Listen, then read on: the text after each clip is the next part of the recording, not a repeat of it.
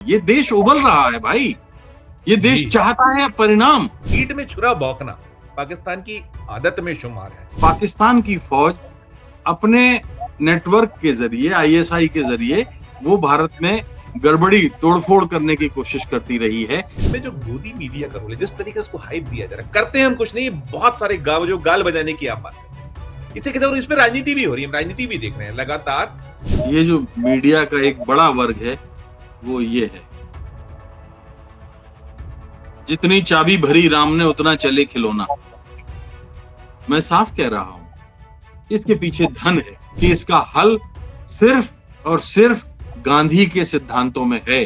अफसोस की बात यह है कि बिना पढ़े लोग, मूर्ख लोग गांधी को समझे बिना, जाने बिना गांधी की आलोचना करते हैं। नमस्कार, मैं हूं संजीव श्रीवास्तव। आप देख रहे हैं 4 PM न्यूज नेटवर्क। मित्रों, जम्मू कश्मीर के पहलगाम में आतंकी हमले के बाद भारत सरकार एक्शन में है। जो 2 दिन पहले घटनाक्रम हुआ था, उसमें भारत के 2 दर्जन से ज्यादा निर्दोष लोगों की जानें गई हैं और कुछ 2 उसमें विदेशी भी शामिल हैं। और इस घटना के बाद देश भर में उबाल है और उबाल के साथ साथ मांग ये हो रही कि पाकिस्तान को मुंह तोड़ जवाब दिया जाए। भारत सरकार तमाम जो इस पूरे मसले को लेकर विचार विमर्श कर रही है, अलग अलग बैठकों का दौर जारी है। प्रधानमंत्री नरेंद्र मोदी सऊदी अरब की यात्रा छोड़कर वापस लौटे थे और इसके साथ साथ और भी जो यात्राएं थीं, यहाँ भारत के कुछ अलग अलग मंत्रियों की देश में ही वो भी निरस्त हुई। रक्षा मंत्री की एक यात्रा थी, वो निरस्त हुई। और जैसा मैंने कहा कि सिलसिला जारी है, बैठकों का दौर जारी है और क्या कुछ आगे सख्त एक्शन लेना है उसे लेकर कहीं रक्षा मंत्री ने संकेत दिए। लेकिन इन सब के बीच भारत सरकार की ओर से एक मूव हुआ है जिसमें 5 बड़े फैसले लिए गए। एक तो सबसे बड़ा फैसला हम कह सकते हैं, सिंधु जल समझौता जो रोक दिया गया है। ये 1960 में ये समझौता हुआ था और उसके बाद से कई बार ऐसे हालात पैदा हुए जब बेहद बेहद तनाव की स्थितियां रही और साथ साथ कई बार युद्ध जैसी स्थितियां भी पैदा हुई। लेकिन सिंधु जल समझौते को कभी रद्द नहीं किया गया और साथ साथ जो है अभी अटारी वाघा बॉर्डर को बंद किया गया है। पाकिस्तान के जो नागरिक हैं, जो वीजा पे आते हैं, उन्हें भारत छोड़ने के 48 घंटों में आदेश हुए हैं। तो इस तरह की जो निर्णय है, ये निर्णय कितने महत्वपूर्ण है, क्या इससे लेकर जो एक हम कह सकते हैं कि ये कूटनीति के एक अभी प्रहार हुआ है पाकिस्तान पर, लेकिन आगे क्या कुछ और हो सकता है और इन जो फैसले हैं, इनके क्या कुछ दूरगामी परिणाम होंगे, पाकिस्तान कितना इस जो ये फैसले हैं इनसे दिक्कत में आएगा और साथ साथ जो हम पड़ोसी और मुल्क हैं हमारे, उन सब से क्या कुछ, वैसे तो हमें पता देखे ही हमने कि अलग अलग देशों से हमें इस पूरे मामले में लोगों ने सहानुभूति भी प्रकट की है और जो पाकिस्तान ने जिस तरीके से यहाँ एक आतंक मचा रखा था उसे लेकर कंडेम भी किया गया है और कहीं ना कहीं सब साथ आते दिखते हैं। लेकिन जो कुछ अभी भारत सरकार का सोच है, उसने मूव किया है, जैसा मैंने कहा, इसके क्या कुछ दूरगामी परिणाम होंगे, क्या क्या, और इसके जो हमारे और पड़ोसी मुल्क हैं उनका साथ कैसे मिलेगा, क्या होगा, इन्हीं सब विषयों पर बातचीत करने के लिए चलेंगे एक बहुत खास मेहमान के पास। जुड़ गए हमसे, हमारे साथ हैं सीनियर जर्नलिस्ट राजेश बादल साहब। 4.5 दशक से ज्यादा का आपका अनुभव है। आप नवभारत टाइम्स, नई दुनिया और अलग अलग बहुत सारे मीडिया प्लेटफॉर्म्स में काम करते रहे हैं और आपने राष्ट्रसभा जैसे टीवी को एक नई पहचान दी थी। और साथ साथ मैं बता दूं कि राजेश बादल साहब ये जो विदेश नीति है या जो कूटनीति है, इन सब पर निरंतर लिखते हैं, निरंतर इस पूरे मसले पे निगाह नजर रखते हैं। ऐसे राजेश बादल जी हैं। राजेश सर, आपका बहुत बहुत स्वागत, आपने समय निकाला। शुरुआत में धन्यवाद यहीं संजीव। यहीं से शुरुआत करूंगा राजेश सर की जो ये 5 फैसले हैं, इनमें एक बड़ा फैसला जल समझौता जो रद्द किया गया है, अभी फिलहाल स्थगित किया गया है। कैसे देखें, कैसे लें शुरुआत आपकी पूरे ये जो हुआ है फैसला इस पर? देखिए संजीव, पहलगाम में जो हुआ है वो अब तक का जो सर्वाधिक घातक और क्रूर और अमानवीय आतंकवादी हमला हुआ है, ये उनमें से एक है। कभी भी हमें जहां तक याद आता है, सेना पर हमले हुए हैं, सुरक्षा बलों पर हमले हुए हैं, टारगेटेड हमले हुए हैं, हिंदुओं पर हमले हुए हैं, कश्मीरी पंडितों पर हमले हुए हैं, लेकिन पर्यटकों पर जो हमला हुआ है वो एक पहली बार हमने सुना है, मतलब मुझे करीब करीब 49 साल पत्रकारिता के हो गए, मुझे नहीं याद आता कि इस तरह से पर्यटकों पर हमला हुआ हो। और पर्यटकों पर हमला करने का अर्थ ये है कि कश्मीर की अर्थव्यवस्था अब पटरी से लौट रही थी, वापस आ रही थी।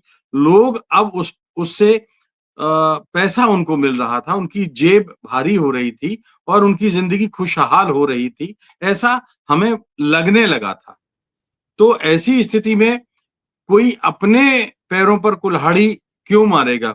ऐसा कहा जाता है कि कश्मीरी लोगों का समर्थन रहता है अक्सर आतंकवादियों को।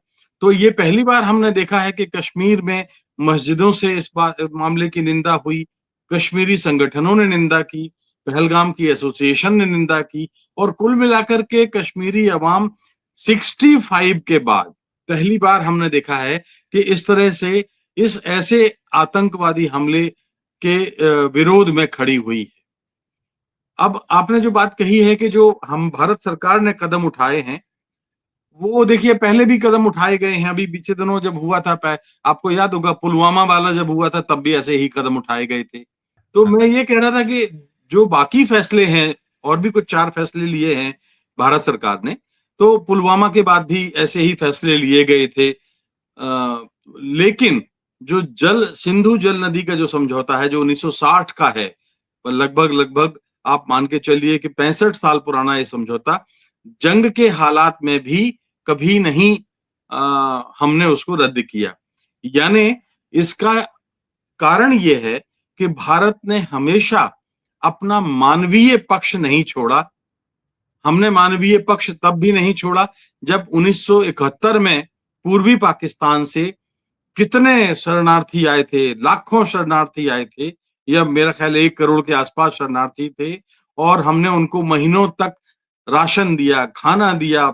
हमारी आर्थिक स्थिति नहीं थी, हम अपने पैरों पर, अनाज पर निर्भर उस समय हुए ही थे। इंदिरा गांधी के जो फैसले हुए थे, उनके कारण हमने अनाज में आत्मनिर्भरता पाई ही थी कि अचानक ये संकट हमारे ऊपर आ गया था।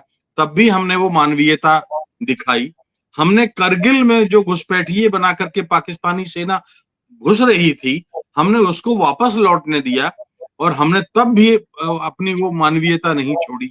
यानी हम अभी तक मानवीय इसलिए बने रहे कि भाई ठीक है, अवाम दोनों देशों की जो है, उनके दिल एक हैं। जो आम आदमी है वहां का, और जो आम आदमी हिंदुस्तान का है, वो साथ रहना चाहते हैं, वो अच्छे रिश्तों की वकालत करते हैं, वो रिश्तों में बेहतरी चाहते हैं। ये आम अवाम के दिलों की ख्वाहिश है। लेकिन मुश्किल आती है कि जो पाकिस्तान की फौज है, वो हर अच्छे कदम में आड़े आती है।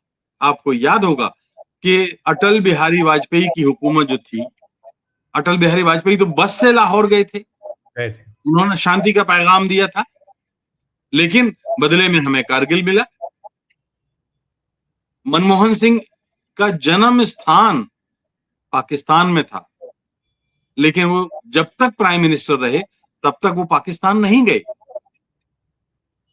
लाल कृष्ण आडवाणी जी गए थे, अटल बिहारी वाजपेयी गए थे, मोदी जी बिना बुलाए गए थे नवाज शरीफ के यहाँ शादी में, उनके बेटी की शादी में, अगर मुझे ठीक याद है, और उनकी माँ के लिए। तो हम ये कहना चाहते हैं कि हम तो मानवीय बने रहे, लेकिन वो जवाब में क्रूर और अमानवीय रवैया अपना अख्तियार करता रहा।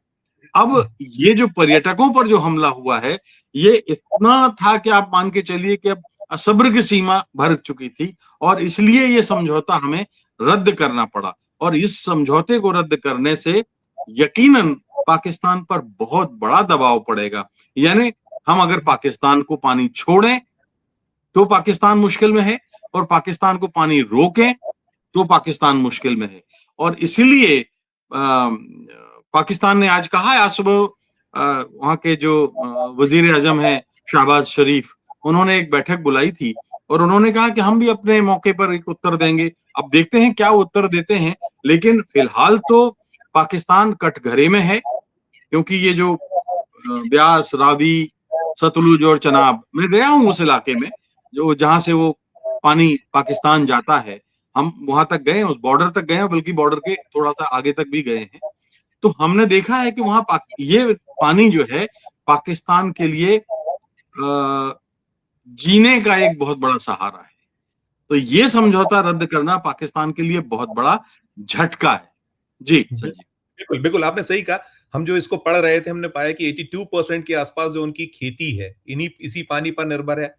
46% रोजगार के जो संसाधन है वहां, वैसे तो पाकिस्तान बहुत बुरे हालात में है, इसी जो कृषि आधारित रोजगार है उस पर निर्भर है।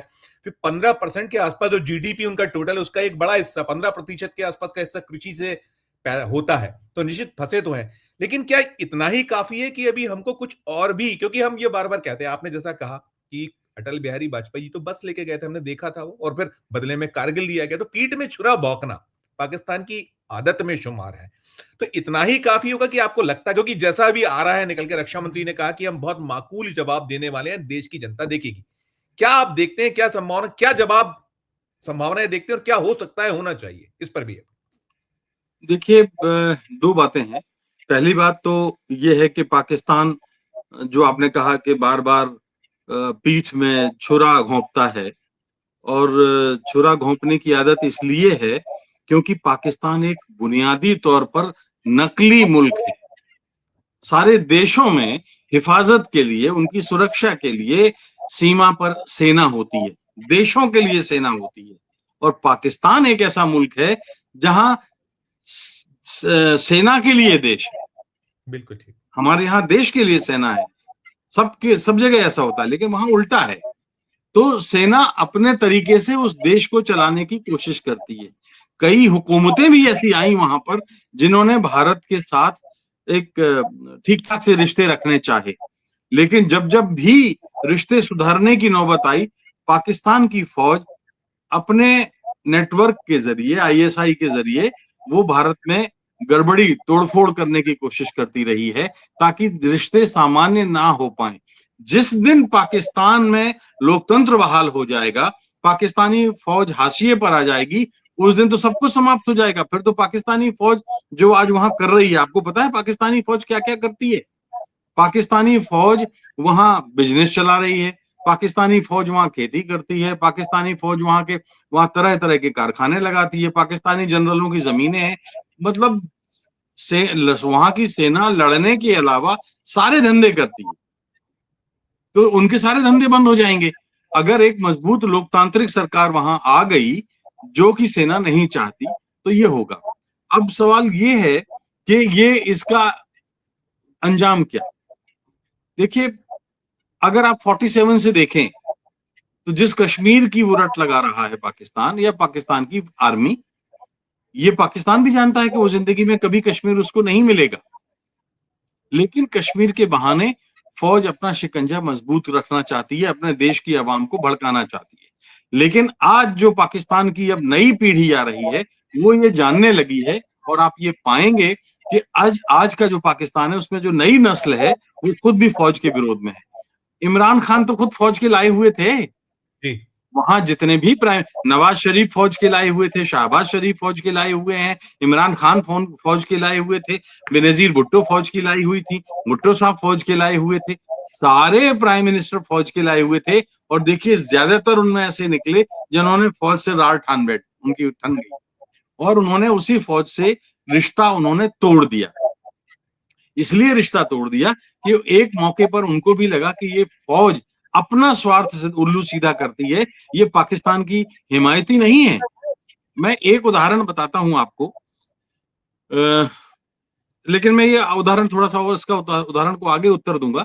मैं आपको ये कहना चाहता हूं कि देखिए, जवाबी कार्रवाई हमने की इस पहलगाम वाले घटना के बाद। इस जवाबी कार्रवाई में वीजा रद्द करने से क्या होगा, अटारी बाघा बॉर्डर बंद करने से क्या होगा? वही बात सीधे अवाम के दिलों पे असर पड़ता है। अवाम विरोधी नहीं है। आपने राजनाथ सिंह के बयान का हवाला दिया। आप 10 वर्षों में, जब से राजनाथ सिंह रक्षा मंत्री बने हैं, तब से देख लीजिए, उनके इन बयानों का कोई अर्थ है? जी। वो सिवाय पाकिस्तान को गीदड़ भभकी देने के, आतंकवादी हमला हो और नहीं हो, तो भी वो पाकिस्तान को गीदड़ भभकी देते रहे हैं। तो रक्षा मंत्री के इस कथन का तो मैं खारिज करता हूं। ठीक। देखिए, अगर करना है, मैं एक उदाहरण देता हूं।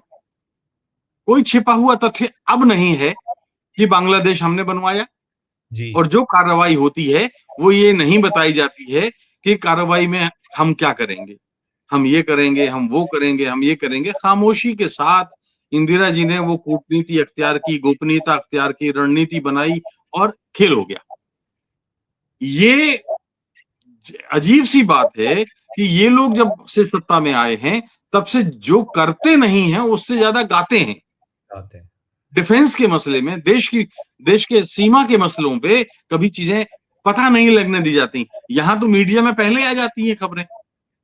तो ये जो चीजें हैं, ये सबसे बड़ा नुकसानदायक, इनके इनके नीति निर्धारकों को ध्यान रखना पड़ेगा कि जो उन्हें करना है वो बड़ी खामोशी के साथ किया जाना चाहिए। बोलने से क्या होगा?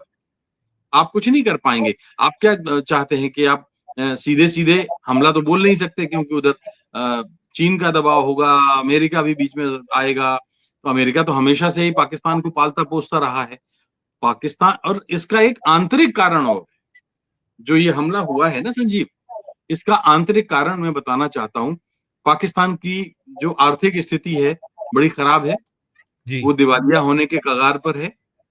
पाकिस्तान में महंगाई इतनी अधिक है, 500 रुपए किलो जहां पर शक्कर मिल रही हो। अभी मेरी एक पाकिस्तान के एक मित्र से बात हो रही थी, वो कह रहे थे कि आपका जो 1000 रुपया है हमारे यहाँ 5000 रुपए के बराबर है। आपके यहाँ के 1000 रुपए, अगर कुछ जर्नलिस्ट हैं जो काम करते हैं हमारे जी। हिंदुस्तानी चैनलों के लिए, और उनको जो पैसा मिलता है वो 1000 के बदले 5000, मतलब वो उनके यहाँ 5000 होता है। तो 5000 एक बड़ी रकम। अगर वो जी। 4 शो में बैठ गए, 5 शो में बैठ गए, तो उनको 25,000 रुपए एक वेतन के बराबर मिल जाता है। महंगाई से नजात पाने का उनके पास कोई कारगर प्लान नहीं है। एक्सपोर्ट है नहीं। विदेशी मुद्रा का भंडार अगर चीन मदद ना करे तो एक तरह से शून्य है। विदेशी मुद्रा उनके पास है नहीं। आर्थिक नजरिए से देखें तो अंतरराष्ट्रीय जगत में उनके संबंध नहीं है। ईरान से उनके रिश्ते उस तरफ नहीं है अच्छे। पड़ोसियों वाला में देख लीजिए ना, ईरान से संबंध अच्छे नहीं है, अफगानिस्तान से संबंध अच्छे नहीं है, भारत से संबंध अच्छे नहीं है। बांग्लादेश अब पींगे बढ़ा रहे हैं वो, लेकिन बांग्लादेश इसने दूर है, और हम भारत की इस दूसरी सीमा पर है कि बांग्लादेश चाहे भी तो हेल्प नहीं कर सकता।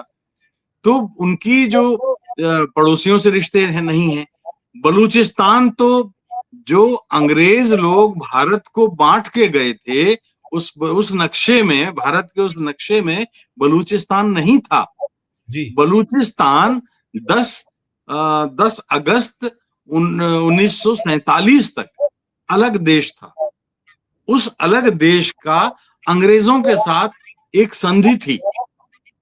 जो बलूचिस्तान की जो कलात संसद थी और वहां का जो नवाब था, नवाब बुगटी, उसमें उसने अंग्रेजों से एक संधि की हुई थी, और वो संधि ये थी कि आपकी रक्षा, आपकी विदेश नीति, यानी बलूचिस्तान की, वो अंग्रेज उसकी हिफाजत करेंगे, बाकी आप अपना देश संभालो।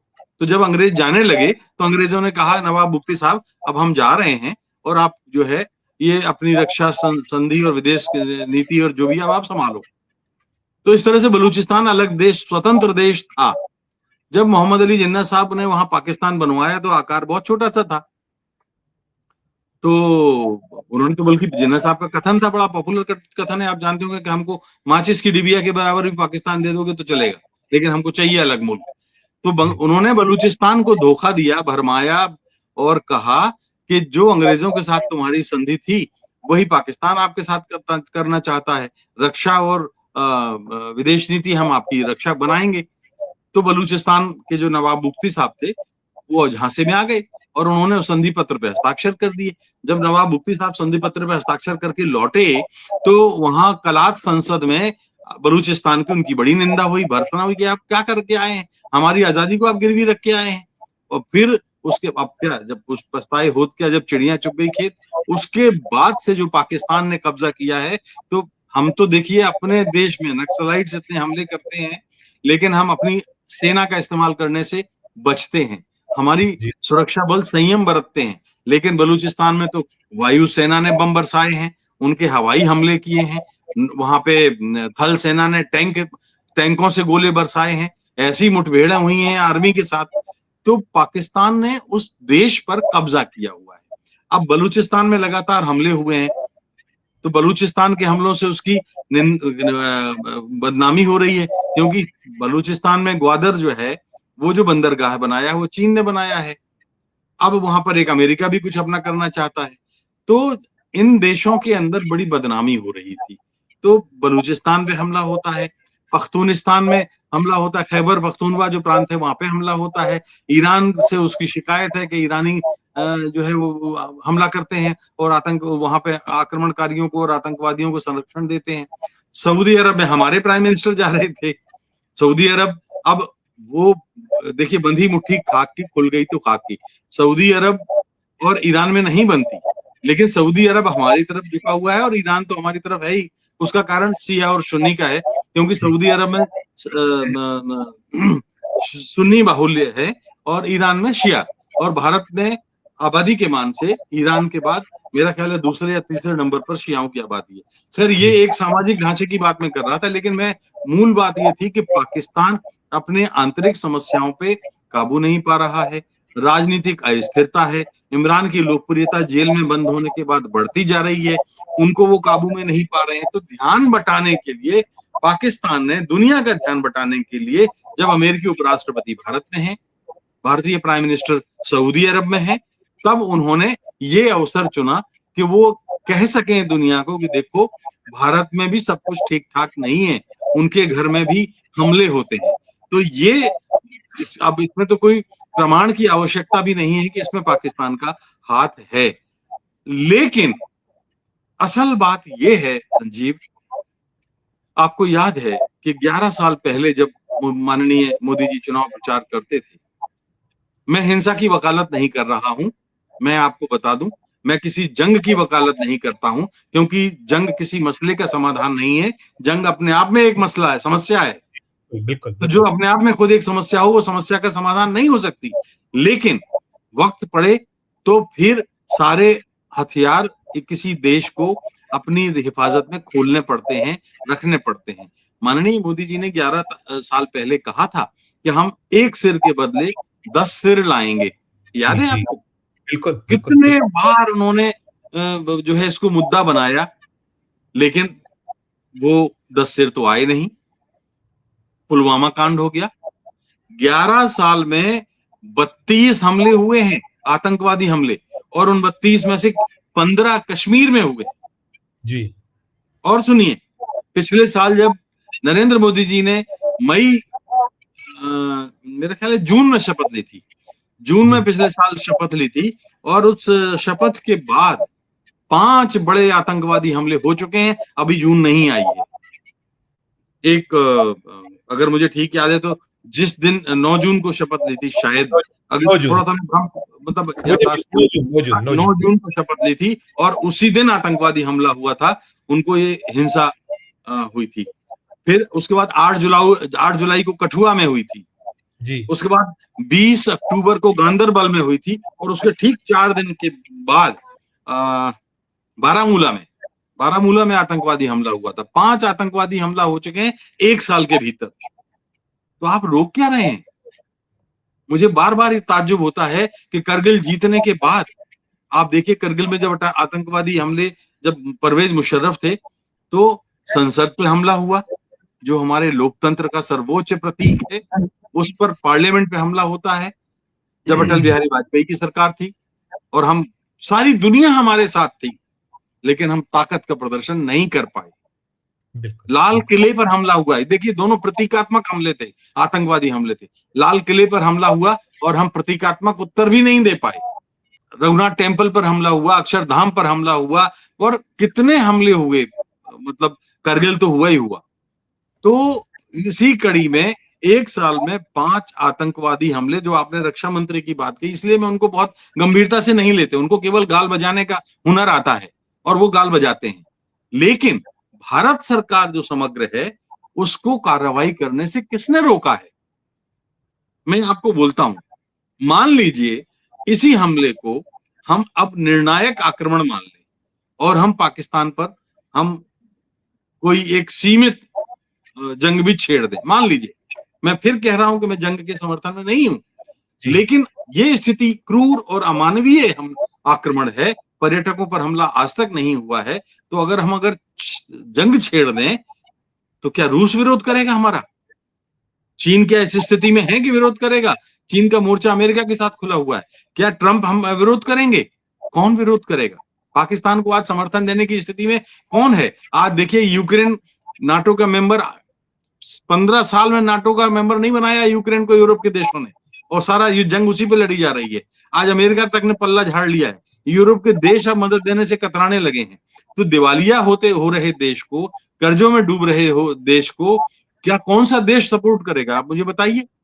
लेकिन उसके लिए प्लानिंग चाहिए, योग्यता चाहिए, हुनर चाहिए, उसके लिए रणनीति चाहिए, कुशल सेना नायक चाहिए, हमारे भी एक्सपर्ट चाहिए। हम बिल्कुल शंका नहीं कर रहे हैं, बिल्कुल हम चाहते हैं कि जो हमारे पास टैलेंट है, जो हमारे पास हुनर है, जो हमारी क्षमता है, हम विश्व में तीसरी चौथी सेना है, और अगर हमारे पास सब कुछ है तो फिर देर किस बात की? ये देश उबल रहा है भाई, ये देश चाहता है परिणाम। आप देखिए कि उसमें इंटेलिजेंस, हमारी इंटेलिजेंस का एक ऑफिसर मारा जाता है, हमारा उसमें गुजराती भाई मारे जाते हैं, महाराष्ट्र के भाई मारे जाते हैं, कर्नाटक के भाई मारे जाते हैं। कहाँ के लोग नहीं है उसमें? नई शादी होकर के कपल जो गए हैं वो मारे जा रहे हैं, और हम कह रहे हैं कि हम वीजा रद्द कर रहे हैं। अरे भाई, वीजा 6 महीने बाद, आप जब ठंडा हो जाएगा फिर आप वीजा खोल देंगे, मतलब क्या है वीजा रद्द करने का? आप संबंध तोड़ दीजिए, कूटनीतिक रिश्ता कर दीजिए, उनके कूटनीतिकों को कहिए कि दरवाजा में ताला लगा करके चले जाइए, आप संपत्ति पे कब्जा कर लीजिए पाकिस्तानी दूतावास की, कर सकते हैं आप, अपने लोगों को बुला लीजिए, संबंध समाप्त, नहीं रखना संबंध।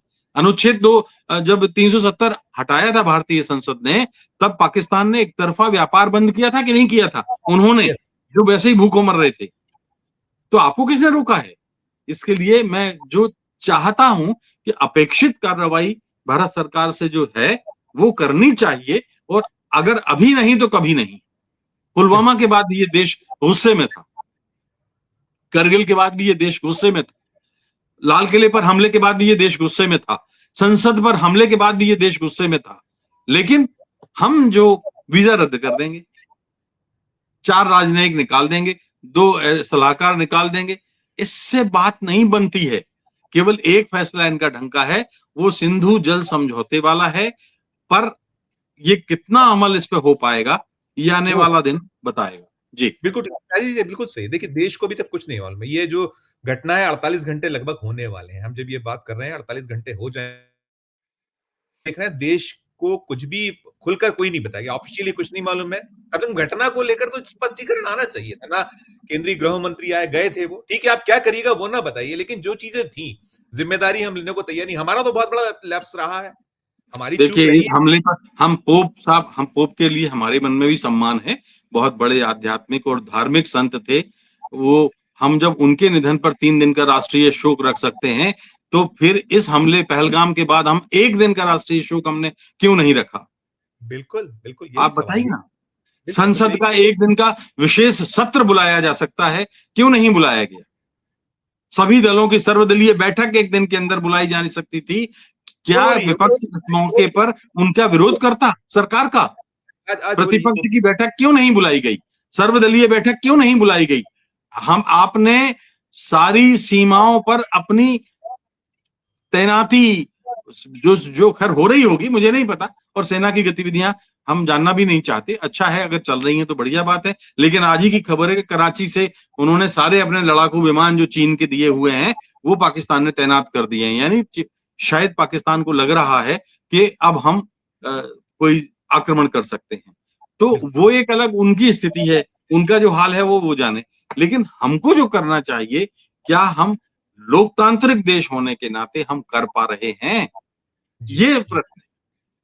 बिल्कुल। राय जी, एक चीज़ और भी है, देखिए, हम जब बालाकोट की बातें हुई थी, बहुत बड़ी-बड़ी बातें की, बालाकोट में हमने घुस के मार दिया, स्ट्राइक कर डाली, और इतने हमने 300 उनके जो वहाँ जो लॉन्च पैड थे वो उसको नेस्तनाबूद, तमाम बातें थी, लेकिन उसका खुल के कुछ आज तक नहीं आया। 5 साल हो रहे हैं और हम ये बार-बार देखते हैं कि बातें बहुत होती हैं, लेकिन जो आपने कहा कि हम अमल नहीं कर पाते। तो वो जो है, देश को कुछ तो बताइए, आप कुछ नहीं बताना चाहते भाई। अब बीत जाए तब तो बता दीजिए। आप केवल बातें बातें और बातें हो रही हैं। आपने यही कहा था कि कश्मीर पूरी तरीके से अब अंडर कंट्रोल है, आतंकवाद हमने बिल्कुल 370 और 35A को जब से हमने वो किया है, वापस लिया है, तो खत्म हो गया। लेकिन ये हादसे और उसके बीच में भी हुए, छुपाना छुपाना और छुपाना हो रहा है। इस पर आपकी भाई तरीके। मैंने तो आपको बताया कि 10 साल में 32 आतंकवादी हमले हुए हैं और 32 में से 15 कश्मीर में हुए हैं। आपने नोटबंदी करी, कहा कि आतंकवादियों को पैसे पहुंचते थे, अब पैसे पहुंचना बंद हो जाएंगे तो आतंकवाद की कमर टूट जाएगी। कमर नहीं टूटी। हमने वहां पे के पूर्ण राज्य से हटा करके और उसको केंद्र शासित राज्य में बना दिया, कहा कि आतंकवाद की कमर टूट जाएगी, नहीं टूटी। हमने उसके टुकड़ों में बांट दिया, लद्दाख को अलग, लेह को अलग कर दिया, लद्दाख को अलग कर दिया, कहा कि आतंकवाद की कमर टूट जाएगी, नहीं टूटी। हमने वहां की विधानसभा को भंग करके और वहां के बहुत सारे नेताओं को जेल में डाला, महीनों तक डाला, कहा कि अब इससे आतंकवादियों को संरक्षण नहीं मिलेगा, नहीं बंद हुआ। तो मैं ये कह रहा हूं जो कदम उठाए गए इसका मतलब शायद उनमें कोई वो पर्याप्त नहीं थे, और अगर पर्याप्त थे तो फिर ये हमला नहीं होना चाहिए था। आपने सेना क्यों हटाई थी? वहां पर वहां की खबरें हैं कि पहलगाम में हफ्ते में एक दिन गश्ती होती थी वहां पे, क्योंकि वो दो पीसफुल एरिया था। हफ्ते में अरे दो बार भाई भी होता, हफ्ते में 2 बार मैं भी होती थी। आपको, हाँ हफ्ते में हफ्ते में एक दो बार या 2 बार होती थी। मैं आपको बताऊं, पीसफुल होने का अर्थ सर्वाधिक संवेदनशीलता है। जी।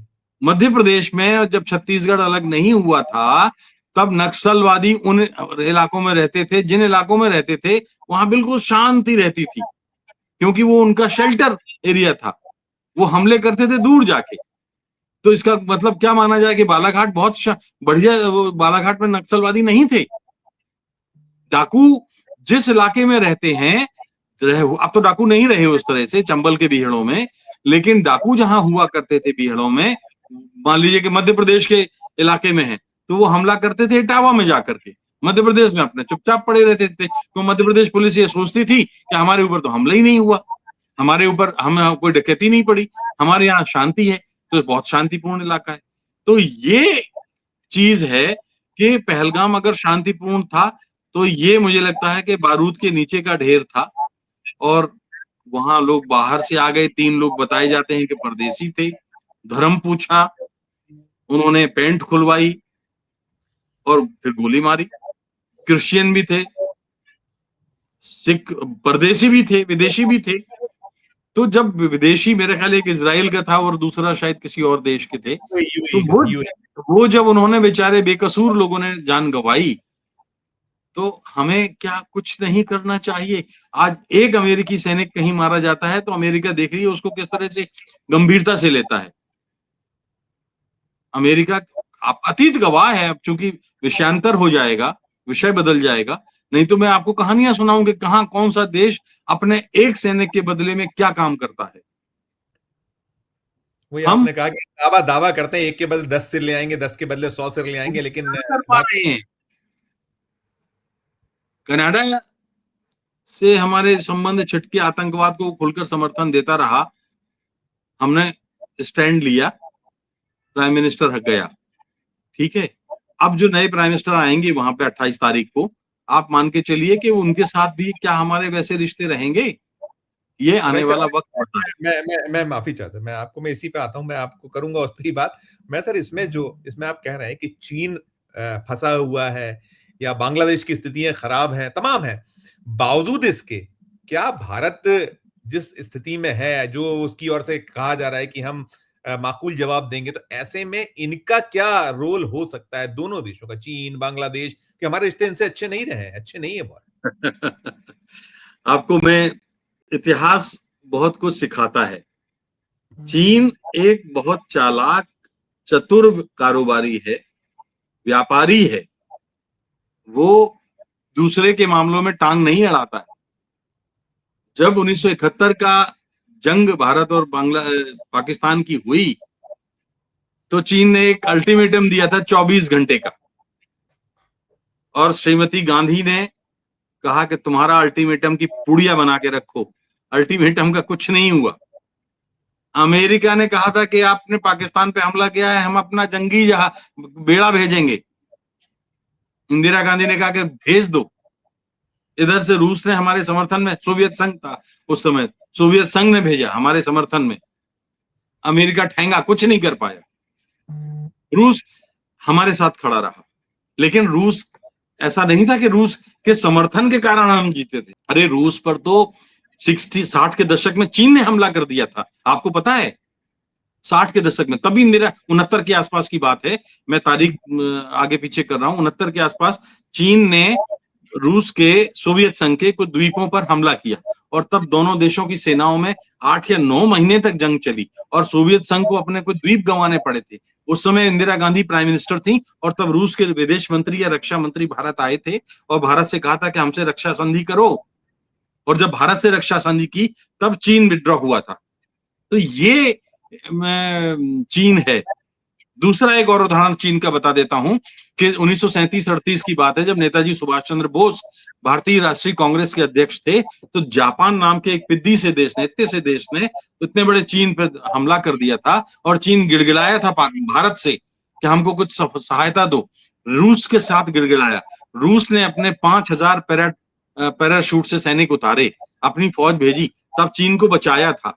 भारत ने डॉक्टर भेजे, भारत ने नर्सें भेजी, भारत ने 5000 रुपए नकद भेजे थे उस समय।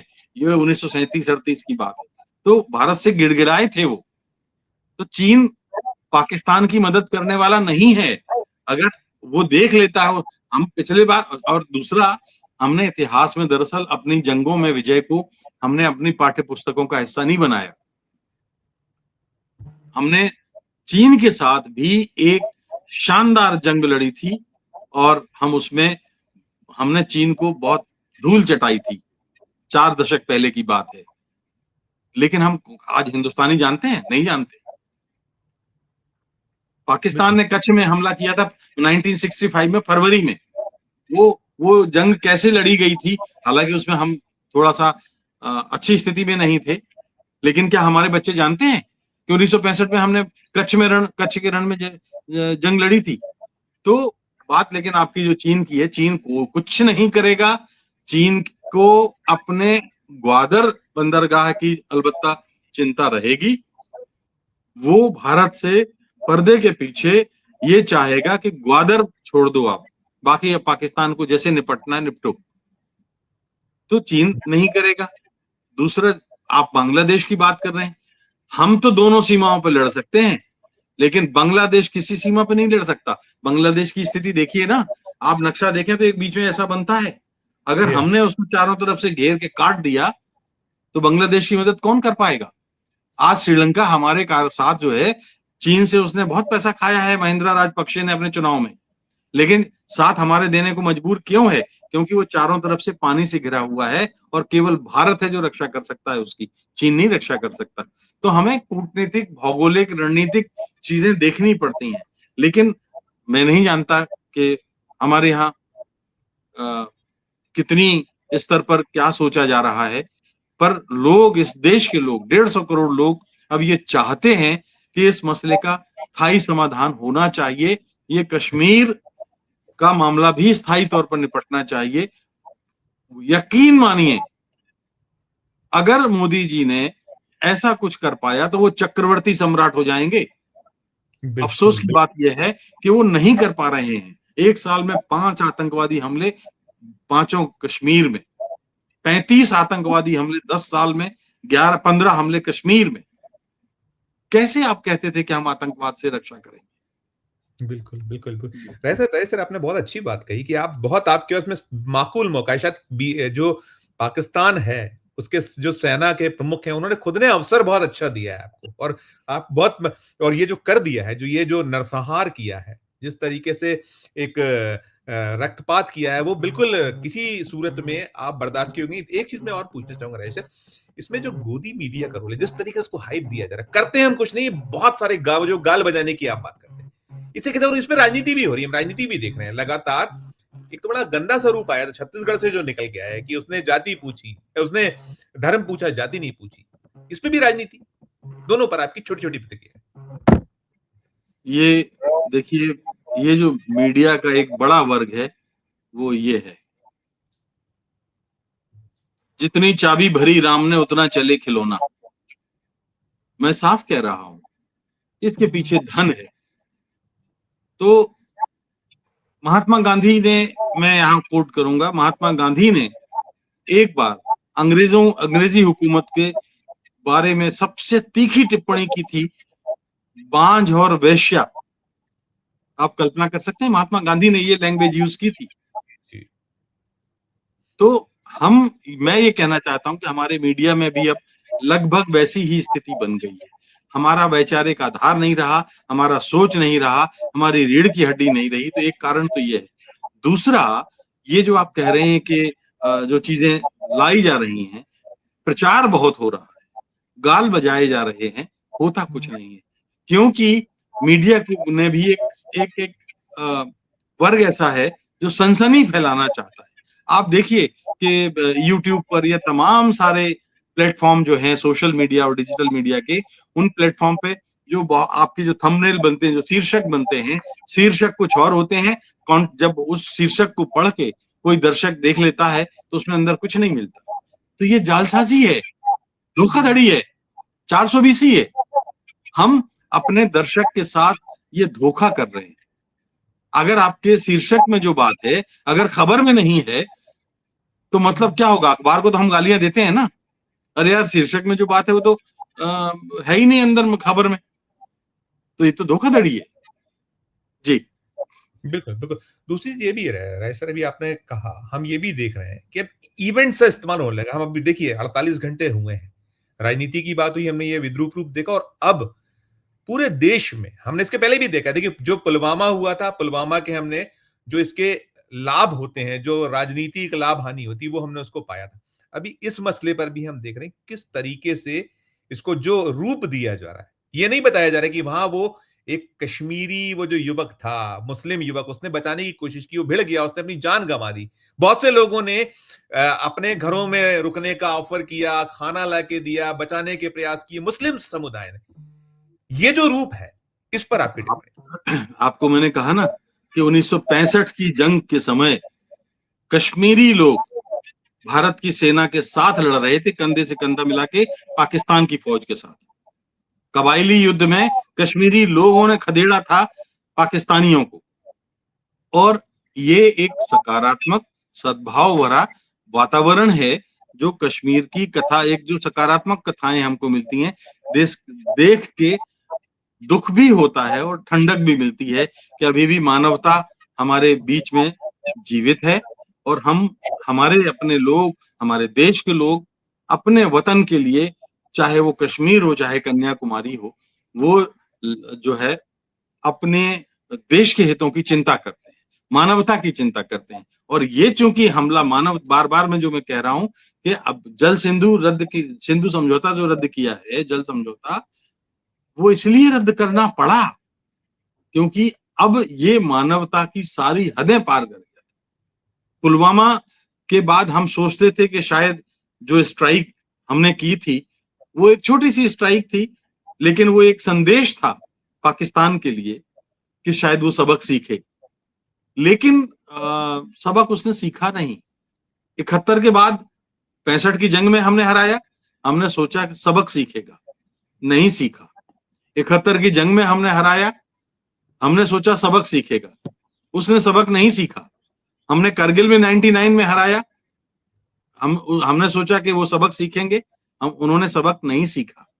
आप देखिए कि अगर कभी पाकिस्तानी चैनल्स को आप मॉनिटर करें और देखें तो वहां के जो जनरल, वहां के रिटायर्ड फौजी, वो किताबों में लिखते हैं, चैनलों में बोलते हैं कि हाँ, कसूर हमारा होता है जब भी भारत के साथ जंग होती है, भारत जंग नहीं छेड़ता, कसूर हमारा होता है, हम उकसाते हैं भारत को। जब हम कश्मीर ले नहीं सकते जिंदगी भर, तो कश्मीर के नाम पर अपनी आवाम को बेवकूफ क्यों बनाते हैं? ये फौज की दुकानदारी है, इसलिए फौज जिंदा रखती है। लेकिन वहां के फौजी भी अब कहने लगे हैं, और ये एक आंखें खोलने वाली बात है पाकिस्तान के लिए। जी। राजेश जी, इसमें एक चीज और आपने बात की, तो क्या हम पीओ को हम लेने की स्थिति में है, हम ले सकते हैं? हमारी ये ऐसी स्थिति है या हमें लेना? देखिए, पीओके लेना कोई भारत की जो सामरिक शक्ति, सैनिक शक्ति जो है, उसके तहत कोई बड़ी बात नहीं है। ठीक। 65 की जंग में तो हम लाहौर में हमारी परेड कर रही थी फौज, जी, लाहौर जी, में जी। हम थे ही। जी हाँ, जी हाँ। लेकिन देखिए क्या हुआ है कि गंगा में पानी बहुत बह गया है 77 साल। पीओके लेने से आप क्या सोचते हैं कि फिर पाकिस्तान चुप हो जाएगा? फिर वो कहीं कुछ और शुरू करेगा। लेने में, वापस लेने में कोई बुरा, पीओके में तो आंदोलन चल ही रहा है कि हमें हिंदुस्तान में मिलाओ। नहीं है, मलाई चल रहा है। लेकिन वो एक बहुत बड़े साहस की मांग करता है, वो बहुत बड़े योजना की मांग करता है, बहुत बड़ी कूटनीति, रणनीति की मांग करता है और बहुत आसान काम नहीं है। तो मैं जी। ये नहीं, फिलहाल तो नहीं सोचता कि पीओके ये अपने हाथ में मिला सकते हैं, ले सकते हैं, कब्जा कर सकते हैं। फिलहाल तो मुझे नहीं लगता, क्योंकि वो एक बहुत ही अलग चीजें हैं। जी, कभी पीओके पर अलग से हम लोग बात कर लेंगे। हमें बहुत सारी पीओके की सामाजिक, आर्थिक, जी। कारोबारी, सांस्कृतिक, उन सारी नीतियों पर और वहाँ के मैंने हालातों पर चर्चा ये करनी सवाल पड़ेगी। इसलिए छेड़ दिया था राजेश सर कि अभी जो चल रहा है और ये लोग तो बार-बार कहते हैं हम लेके रहेंगे, ले खैर बहरहाल वो अब हम कभी फिर चर्चा करेंगे। अंतिम सवाल मेरा ये होगा कि देखिए, पाकिस्तान तो कंगाली की स्थिति में है, बहुत बदहाल है, कंगाल है। भारत की स्थिति बहुत ऐसी ठीक है, हम सामरिक तौर पर बहुत मजबूत हैं, हम सब कुछ है। लेकिन क्या जंग ही इसका एक अंत है या जो आप कह रहे हैं ना, इसको जड़ से अब खत्म करने का वक़्त है। देश में भी ये उबाल है, माँग हो रही है। तो जंग और दूसरी क्या हम हमारी जो अपनी आर्थिक जो हालात हैं, स्थिति है, वो भी छुपे हुए नहीं है। तो ऐसे में इस पे भी एक छोटा-सा आपका यहीं आके समाप्त करूँगा। यदि इस ऐसे हालात होते हैं, तो क्या कुछ फिर आप इसकी संभावनाएँ देखिएगा, दिखती है? देखिए, जब जंग होती है, मैं नहीं जानता कि आपको 1971 की जंग का स्मरण है या नहीं। मुझे तो स्मरण है, क्योंकि हम किशोर थे उस वक़्त, और जंग के बाद जो स्थितियाँ हुई थी, 65 का तो मुझे, हम लोग जब लाल बहादुर शास्त्री की डेथ हुई तब हम लोग प्राइमरी स्कूल में रहे होंगे। लेकिन हमारे स्कूल से वो अस्थियाँ निकली थी उनकी। लेकिन 71 की जंग का मुझे बहुत अच्छी तरह से याद है। कोई भी जंग संसार में किसी मसले का समाधान नहीं होती। ये बहुत सोच के जो है मैं कह रहा हूँ, विवेक के साथ कह रहा हूँ। अगर ऐसा होता तो अफ़गानिस्तान में दशकों तक रूस की सेना कब्जा करके रही। क्या अफ़गानिस्तान को अपना बना पाई? नहीं बना पाई। अफ़गानिस्तान के बाद अमेरिकी सेना वहाँ रही। क्या अफ़गानिस्तान को अपना बना पाई? ताकत और जंग से नहीं बना सकते। पाकिस्तान ने तो बहुत-बहुत वहाँ पर तालिबान के ज़रिए जाने क्या-क्या नहीं किया। क्या पाकिस्तान आज उसी पाकिस्तान से ठनी हुई है? चीन सारे पड़ोसियों के साथ 50 साल उसकी ठनी रही, सारे पड़ोसियों के साथ। सबसे झगड़ालू देश माना जाता था। क्या चीन उन देशों पर कब्जा कर पाया? कोरिया तक गया उसने, कोरिया युद्ध में, जिसमें हम लोगों ने, माने भारत ने मध्यस्थता की थी। कोरिया युद्ध जब हुआ, 2 भागों में बँट गया। युद्ध से क्या हुआ? एक पर एक तरह से अमेरिका का कब्जा हो गया दक्षिण कोरिया पर, और अप्रत्यक्ष रूप से उत्तरी कोरिया रूस के साथ आ गया। तो मामला क्या हुआ? दोनों एक तो नहीं हो पाए ना। मेरा फिर जर्मनी का सवाल क्या हुआ? एक कितने सवाल मेरा उदाहरण है आपको बताऊं, हैं? जी, जी, मेरा सवाल एक और बनेगा, मैं अंतिम करूँगा। फिर हल क्या है? हल क्या? आपने कहा ना कि अब ये वक़्त है, तो फिर हल क्या? कैसे? देखिए, मैं ऐसे मौके पर सिर्फ गांधी को याद करता हूँ, विनोबा को याद करता हूँ। लड़ाई, युद्ध, लेकिन आपके अकेले स्वीकार करने से नहीं होगा। ये तब होगा जब वो सारा विश्व इस चीज को स्वीकार करेगा। लेकिन अफसोस की बात यह है संजीव, कि इन दिनों सारे देश, बड़े देश, इस समय एक तानाशाही के रास्ते पर चल पड़े हैं, और वहां लोकतांत्रिक मूल्यों का कोई स्थान नहीं है। और स्थान नहीं है, इसलिए आप ये पाएंगे कि जंगों की जो स्थितियां हैं, अब देखिए ना, ट्रंप कैसा मूर्खतापूर्ण बयान देते हैं। कनाडा को कहते हैं कि हमारे 51वें राज्य बन जाओ। इतना बड़ा कनाडा देश, वो कहते हैं कि हम तुम्हारे प्रधानमंत्री को अपना गवर्नर बना देंगे। तो ये मानसिकता को उजागर करता है। यूक्रेन से कहते हैं कि अपने खनिज संसाधन सौंप दो। ये दादागिरी है, ये फिर सामंती सोच है। तो ऐसी स्थितियों में आपने बहुत सटीक सवाल किया है कि हल क्या है? हल नहीं, अभी स्थितियां और गंभीर होंगी और बिगड़ेंगी, और बिगड़ने के बाद कहां तक बिगड़ेंगी अभी हम कल्पना नहीं कर सकते, लेकिन जब भी सुधरेंगी भारत की भूमिका महत्वपूर्ण होगी, ये आप जान के रखिए। और गांधी ही इस पूरे समूचे संसार को रास्ते पे लाएगा। जो 1948 में 3 गोलियों से हमारे बीच विदा हो गया, आज उस समय 148 देशों ने, 150 देशों ने उसके जाने के बाद रोए, अपना झंडा झुकाया। और आज जैसे जैसे साल गुजरते हैं, गांधी और शिद्दत से याद आता है, इसलिए कि इसका हल सिर्फ और सिर्फ गांधी के सिद्धांतों में है। कुछ लोग, अफसोस की बात यह है कि बिना पढ़े लोग, मूर्ख लोग गांधी को समझे बिना, जाने बिना गांधी की आलोचना करते हैं। उन्हें नहीं पता कि मैं कई बार जाता हूं और व्याख्यानों में जाता हूं और छात्र पूछते हैं कि गांधी ने बंटवारा कराया था। अरे गांधी ने तो कहा था कि मेरी लाश पे बंटवारा होगा। अब होगा, विषयांतर होगा, लंबी कहानी है, मैं कभी सुनाऊंगा उसको। लेकिन मैं ये कहना चाहता हूं कि गांधी को इस देश में बदनाम करने की का एक षड्यंत्र चल रहा है। हम गांधी के साथ ऐसा लगता है कि अपने आप से विद्रोह कर बैठे हैं। सारा हमारी महंगाई का हल, हमारी बेरोजगारी का हल, एक बार गांधी को पढ़ तो लीजिए। उनका ग्राम स्वराज पढ़ लीजिए, ग्राम राज पढ़ लीजिए, हिंद स्वराज पढ़ लीजिए, उनकी अपनी गाथाएं पढ़ लीजिए। सब में वो जो आज भारत की समस्याएं हैं, उनके साहित्य में है, समाधान है। लेकिन हम पढ़ना नहीं चाहते। किसी ऊपर से अदृश्य ताकत ने आपको कह दिया गांधी की बुराई करो, गांधी की बुराई करने लग जाते हैं बिना जाने। अपने पुरखों के का हम पिंडदान करते हैं। आखिरी बात बोलूंगा मैं, क्या अपने पुरखों का हम पिंडदान करते हैं, आटे के पिंड बना करके। ये एक प्रक्रिया है जो पंडित करा देता है, और हम बाल मुंडन करा के वो बड़ी प्रसन्नता से लौट आते हैं कि हमने पूर्वजों का पिंडदान कर दिया। भारतीय संस्कृति में पिंडदान ये नहीं है। पिंडदान वो है कि जब हम अपने पूर्वजों को, अपने पुरखों को अपने अस्थि मज्जा में, अपने रक्त में धड़कता हुआ महसूस करें। उन्होंने जो हमको सिखाया है वो हम कंटिन्यू करें, और पिंड जब होते हैं तो हम उनको इस अवसर पर याद करें कि श्रीमान, हम आपसे कृतज्ञ हैं। कृतज्ञ नहीं हैं हम, लेकिन हुआ उल्टा है, हम कृतज्ञ ना होकर कृतज्ञ हो गए। तो पिंडदान, असली पिंडदान वो है जो हम नहीं कर रहे हैं और जो हमें करना चाहिए। जी बिल्कुल नहीं राजेश भाई, आपने बहुत तफसील से चीजें की और आपने ये स्पष्ट कर दिया है कि जो अभी हम जिस स्थिति में खड़े हैं, या जहां पर आके आप इस मोड़ पे पूरा का पूरा, चाहे वो हिंदुस्तान, पाकिस्तान है और दुनिया में जो कुछ चल रहा है, वो भयावह है। और यदि इसमें हमने वक्त रहते चीजों को, जो आपने कहा कि गांधी वाली राह, वो शायद हम उसी को अगर अपना लेंगे, अंगीकार कर लेंगे, तो शायद बात बन सकती है। वरना अभी तो हालात बिगड़ने और बदतर होते चले जाने हैं। बहुत अच्छा आपने पूरा का पूरा एलोबरेट किया। और ये जो 5 समझौते, जो 5 जो पाबंदियां हैं भारत की, उसको लेकर भी आपने स्पष्ट कर दिया है कि एक वो जो सिंधु जल समझौता, उसको छोड़कर बाकी बहुत कोई ऐसा कारगर नहीं है जिससे कि बात फिलहाल बन सकती होगी। और क्या कुछ आगे होगा वो सामने आएगा। अच्छी और शानदार आपकी जो हमारे दर्शकों को आप समझाया आपने। बहुत बहुत धन्यवाद, बहुत बहुत आभार। धन्यवाद संजीव जी। ये थे राजेश बादल साहब, जो हम बात कर रहे थे कि जो कुछ हुआ है पहलगाम में, वो जो एक जिस तरीके से नरसंहार हुआ और जिस तरीके से मानवता को एक तरीके से कुचल दिया गया, वो नाकाबिले बर्दाश्त है। और जो कुछ इसमें होना चाहिए, वास्तव में क्या कुछ होना चाहिए, राजेश जी ने बता दिया है।